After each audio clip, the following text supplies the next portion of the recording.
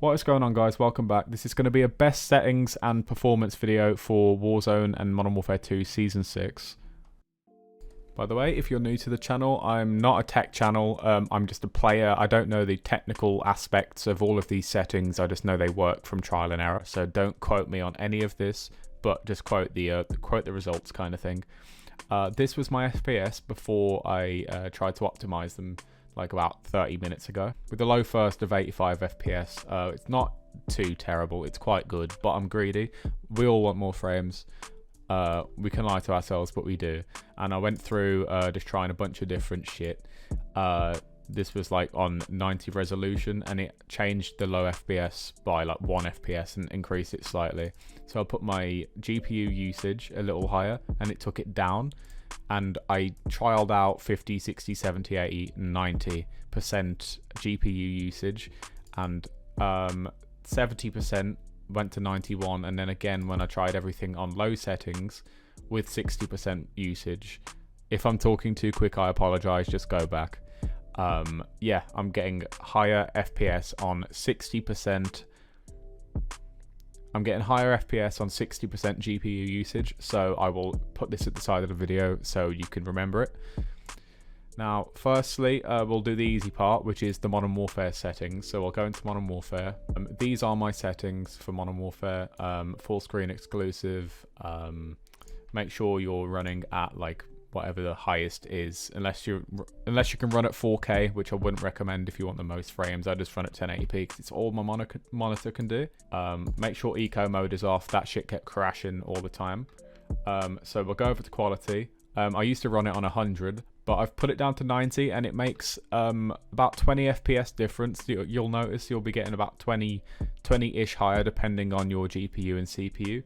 And you actually don't notice it's quite negligible in terms of quality. Like obviously this is minimum quality there and that's max, but you really don't notice a difference that much. I was trialing out all these different upscaling, sharpening things. I was running it on off, but I noticed that Fidelity CAS doesn't actually lower the FPS at all. It just sharpens it. So if I were you, I would run this because DLSS and all of these other ones don't seem to work anymore like they did at launch. Anti-aliasing, SMAA T2X, low quality, and as I said, video memory scale to 60. Pretty much all of this low. This I keep to high because of Warzone. You want a bit more visibility at range. This I will go over in a sec when we go into the notepad.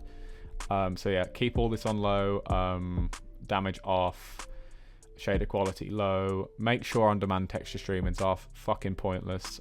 This seems to not really make much of a difference for me personally, so I just keep it at normal.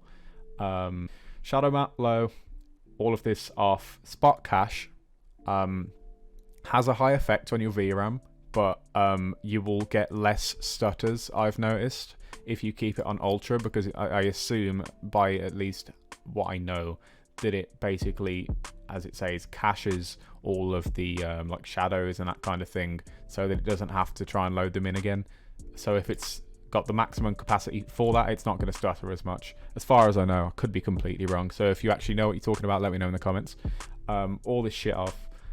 This, if you are if you've got a weaker CPU than you do GPU, run it on plus boost, because then it will help the CPU, and vice versa.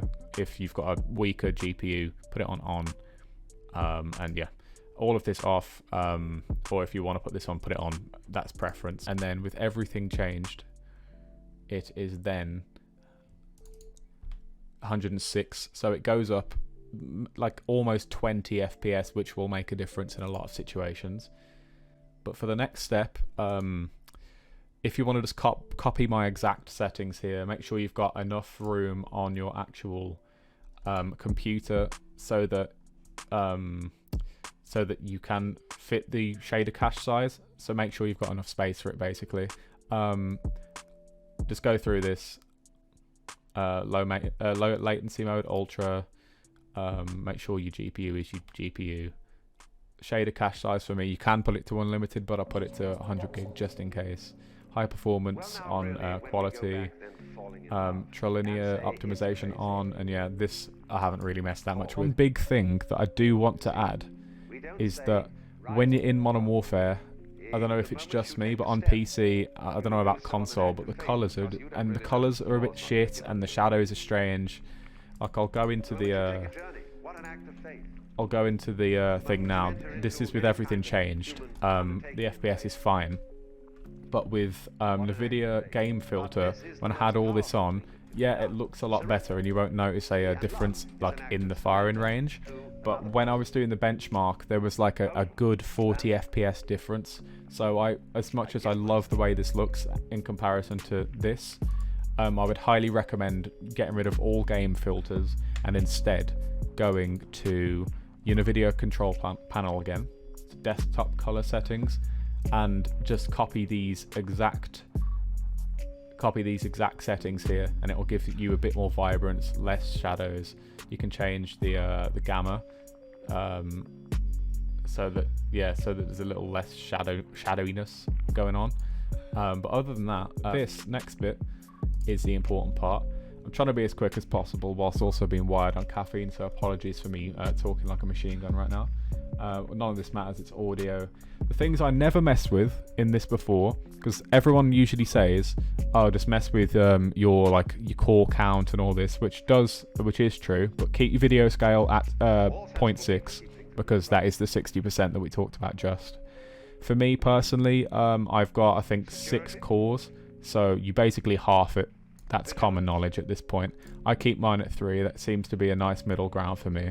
I don't have the settings other people do here, but I went through because I was bored and was just looking through all of these different things, this plethora of just text everywhere. So the things I changed in particular were these two. So it was on like 3 or 4 or something on both of these, and I just put it to the minimum, which is 0.